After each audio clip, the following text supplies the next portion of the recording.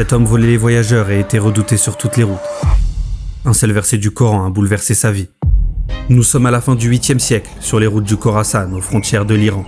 Une région où les caravanes voyagent pendant des semaines, où les marchands ne se déplacent jamais seuls. Et sur ces routes, un nom répand la peur. Fudayl ibn Iyad.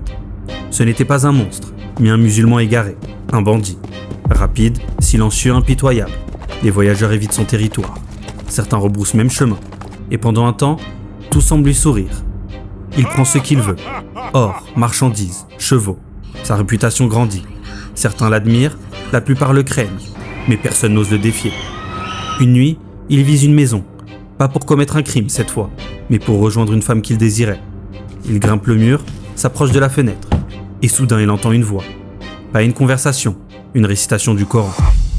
Le moment n'est-il pas venu pour que les cœurs s'humilient au rappel de Dieu ? À l'écoute de ce verset, il se fige. La maison retombe dans le silence. Il redescend lentement. Pour la première fois, une chose semblait pouvoir l'arrêter. Il quitte alors la maison, s'éloigne dans l'ombre et s'assoit seul. Le verset toujours dans sa tête.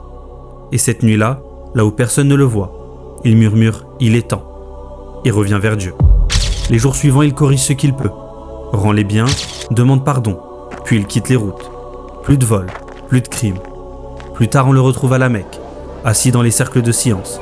Les années passèrent, le bandit s'effaça et le sage naquit. C'est ainsi que Fudayl ibn Iyad passa de brigand redouté à grand savant de son époque.